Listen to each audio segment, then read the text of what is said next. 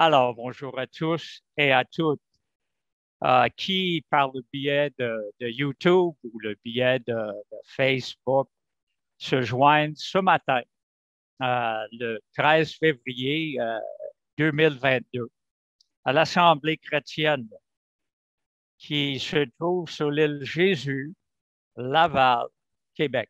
Et nous sommes contents pour nos membres partenaires, nos assistants et pour d'autres qui viennent se joindre à nous virtuellement.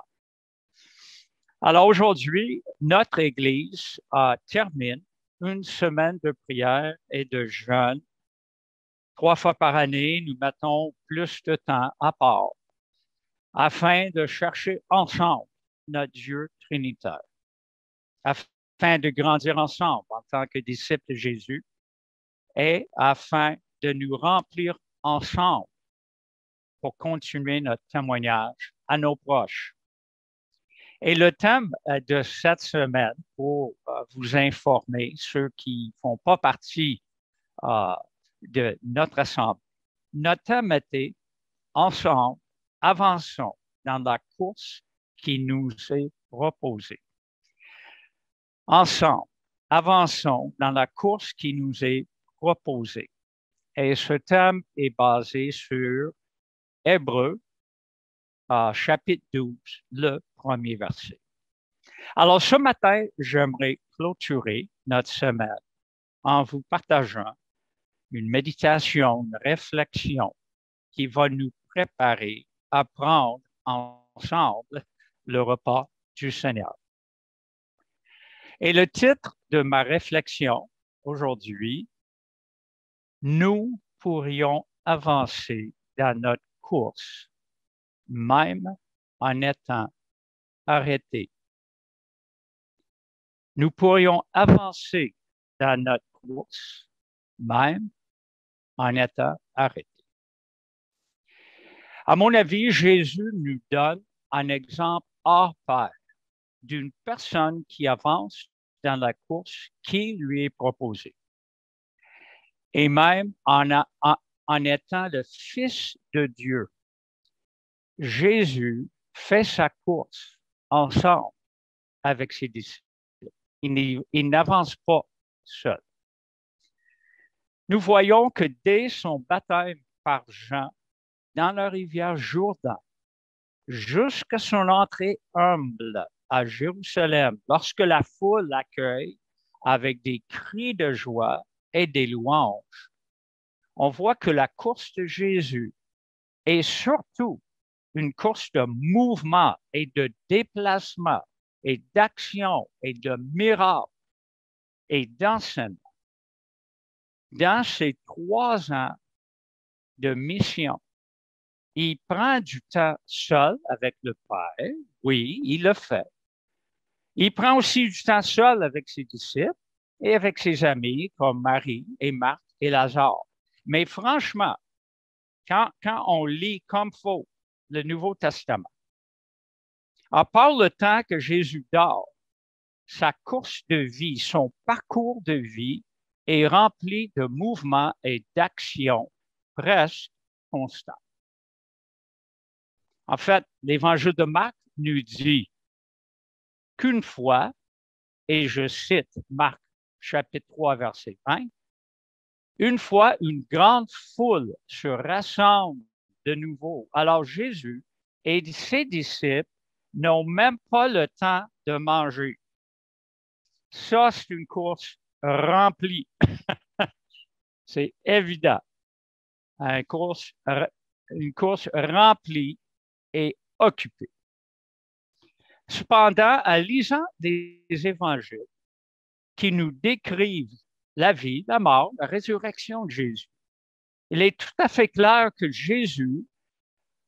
plus que Jésus approche à la fin de sa vie terrestre, plus sa course visible, sa course extérieure se ralentit. La dernière semaine de sa vie, par exemple, sa course se tourne autour de la ville de Jérusalem. Il ne se promène plus partout au pays. Et on pourrait peut-être visualiser Jérusalem comme une immense masse planétaire qui, par sa gravité, tire un objet vers elle jusqu'à l'objet tombe du ciel et s'écrase sur la planète. On pourrait comme voir Jérusalem comme ça. Sauf, cette image serait fausse. Ce n'est pas une gravité quelconque qui oblige Jésus à venir à Jérusalem. Jésus lui-même, en collaboration avec son Père, se dirige à Jérusalem. Jésus avance dans sa course et il se tend vers le fil d'arrivée qui est la croix. C'est lui. Il se livre. Il s'avance. Et d'ailleurs, il y a des versets qui disent Jésus est en avant, Luc 9. Et ses disciples tirent la patte. Ils ont peur. Ils ont des craintes. Ils ne savent pas ce qu'il fait. Ils regardent Jésus et ils traînent la patte. Mais lui se dirige à Jérusalem. C'est ça, sa course. Et je vous souligne, mes chers amis, que la bataille clé, la bataille où le futur du monde entier est décidé, où le futur de toi, le futur de moi, se tenait dans la balance. Cette bataille se passait dans le jardin de Gethsémani. Ça fait longtemps que j'ai découvert la signification du mot Gethsémani. D'ailleurs, je vous encourage tous, quand vous lisez vos Bibles, s'il y a un mot, le nom d'une personne, le nom de ce jardin, allez chercher. Maintenant, avec Google, vous pouvez presque tout savoir. Qu'est-ce que ça veut dire le mot Gethsémani? Google va nous le dire. Certaines Bibles, heureusement, mais ça dans les notes, ça veut dire pressoir à l'huile. C'était un jardin d'olives, d'olives, des oliviers, et il y avait un pressoir d'olives dans ce jardin. Et c'est là où notre Seigneur était écrasé. Et l'huile, qui est son sang, commence à couler. Ça n'a pas commencé sur la croix. Ça a commencé au jardin, pressoir à l'huile, face par terre. Et on avait déjà étudié ce passage. Face par terre. Écrasé. Complètement arrêté dans sa course. Expérimentant une tristesse et une angoisse que lui-même appelle mortelle. Il était au bord de la mort déjà aujourd'hui à cause du poids de cette décision dans sa course face au Père, face au monde. Mais à ce moment-là, complètement arrêté, sa course avançait plus que jamais. Plus que jamais. La bataille était féroce. Le questionnement, la crainte, l'angoisse pesaient si fort. Comme je viens de vous dire, il était à terre. Il ne pouvait plus supporter ce poids de ce qu'il savait était sa course pour terminer, pour arriver au fil. 3 fois, sur une période qui semble assez prolongée. Ce n'était pas 5 minutes, mes chers amis. 3 fois, afin d'embrasser la volonté parfaite du Père, Jésus priait. Chers amis, notre course chrétienne a des temps d'arrêt. Ça peut être un temps de repos qu'on choisit, ce qu'on appelle un sabbat, où nous cherchons à nous restaurer physiquement, émotivement, spirituellement. D'ailleurs, à chaque semaine, même à chaque jour, pourquoi pas des temps de repos un petit peu à part qu'on choisit pour se restaurer. Ça fait partie de la course. La course ne veut pas dire toujours mouvement, action. Non. La course, il y a des arrêts. Et ces arrêts-là sont clés pour mieux avancer. Peut-être on vit en temps de maladie. Ça là, c'est un arrêt dans notre course. Mais c'est pas un hasard. Un de mes meilleurs étés en tant que chrétien, c'est quand j'ai attrapé la mononucléose. Et juste pour être clair, c'était pas à cause du fait que je suis en train de donner des becs à Nancy, OK? Non, parce qu'à l'époque, ils appelaient ça la maladie de kissing disease, hein? Non, mais j'étais tellement fatigué et abattu, il fallait que je quitte mon travail. Il fallait même que je redéménage chez mes parents à 22 ou 23 ans.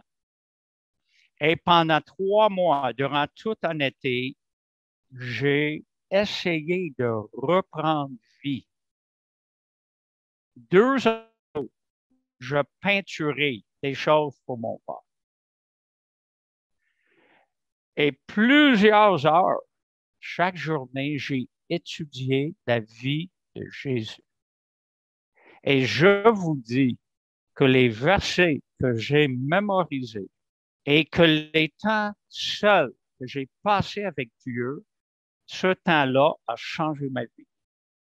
C'était un arrêt divin.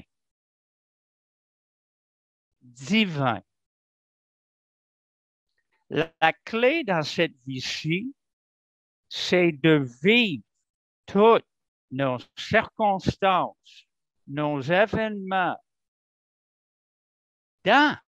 en Dieu et laisser Dieu prendre cet arrêt pour nous former.